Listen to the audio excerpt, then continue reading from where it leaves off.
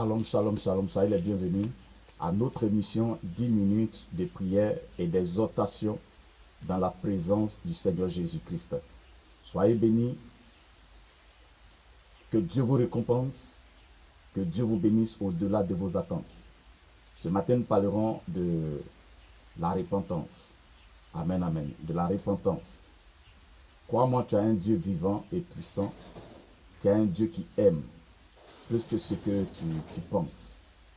C'est le Dieu miséricordieux qui fait grâce. La Bible déclare que Christ, sans tenir compte des temps d'ignorance, fait grâce aux hommes. Donc, dans la vie de tout homme, il y a eu un temps d'ignorance. Il y a eu un temps d'ignorance. Mais ce temps d'ignorance, Dieu te dit, dans ton temps d'ignorance, Dieu te fait la grâce. La Bible déclare que là où le péché a abondé, la grâce de Dieu a surabondé. Donc ton Dieu t'aime plus que ton péché. Ton Dieu t'aime plus que ta vie. Comprends que Dieu est souverain. Comprends qu'il est miséricordieux. Alléluia. Donc je veux te dire, arrête de te culpabiliser. Il est le Dieu vivant et puissant qui fait grâce à qui il veut. Donc je te parle de la repentance. Se repentir est différent de se confesser. La repentance, c'est de dire, Seigneur, je reconnais que j'ai péché et je prends l'engagement de changer. Je prends l'engagement de ne plus faire la même chose. Je prends l'engagement de ne plus faire la même chose. Et ça doit être une repentance sincère, une décision sincère, une décision concrète devant le Seigneur. Alléluia. Car Dieu n'est pas ton camarade pour jouer avec lui. Les dimanches, on passe tout le temps à se confesser. Oui, Seigneur, je suis tombé, j'ai péché, ceci. Mais l'autre dimanche va venir, on va venir dire les mêmes choses. On n'est pas prêt à changer. Quel que soit l'état de ton péché, quel que soit l'état de ta vie, ton Dieu t'aime. Il t'aime plus que ton péché. Il t'aime plus que ton péché. Seulement reviens à lui et réponds-toi véritablement. Accepte de changer. Accepte de changer. Et tu verras la gloire de Dieu sur ta vie. Dieu t'aime. Il t'aime plus que toute chose. Dieu t'aime. Alors ne te dis jamais que Dieu ne t'aime pas. Malgré tes avortements, malgré tes meurtres, malgré tes péchés, Dieu t'aime plus que tout. Mais la seule chose qu'il attend de toi, c'est de prendre la résolution de changer.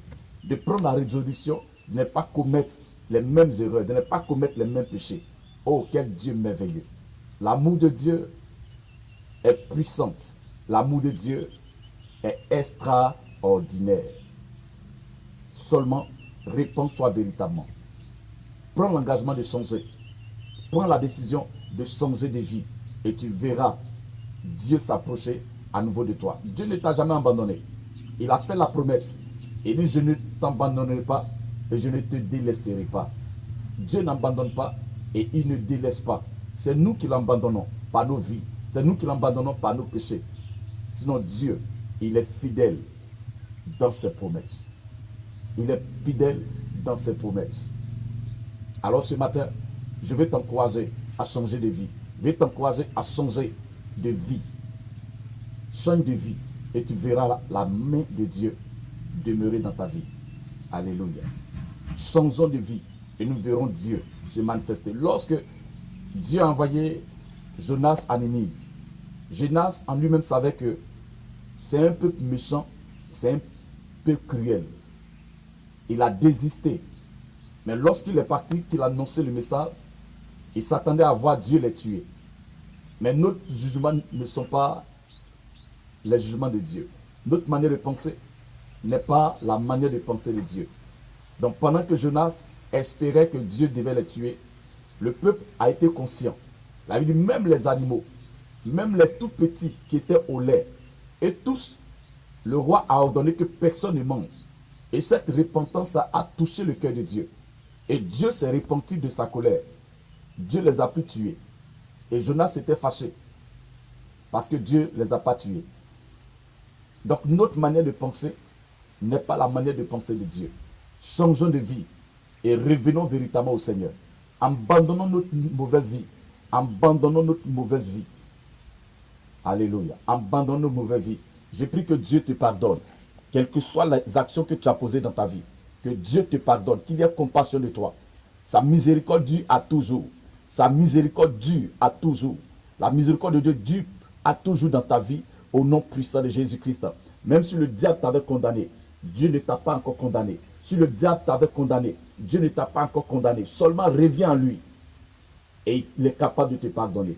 Je prie que Dieu te pardonne, qu'il te restaure au nom de Jésus, qu'il pardonne tous tes péchés, qu'il pardonne tous tes crimes, qu'il pardonne tous tes avortements, qu'il pardonne tous tes meurtres, parce que sa présence et son amour sont encore de l'actualité. Que la présence de Dieu soit avec toi.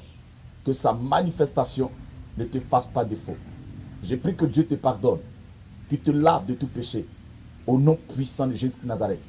Comme Jésus pouvait le dire, femme, va, tes péchés te sont pardonnés, mais seulement va et ne pêche plus. Je te dis, va et ne pêche plus. Pendant que Dieu t'a pardonné ce matin, lorsque tu es en train de te repentir, pendant que tu es en train de te repentir, comprends que Dieu te pardonne. Pendant que tu es en train de regretter une action, pendant que Dieu te pardonne, je prie que ton Dieu te pardonne et qu'il te restaure au nom puissant de Jésus, que tu deviennes une nouvelle personne, que la marque de Dieu soit sur toi, au nom puissant et suprême de Jésus. Soyez bénis, que Dieu vous pardonne, qu'il vous bénisse, au nom de Jésus-Christ de Nazareth. Amen.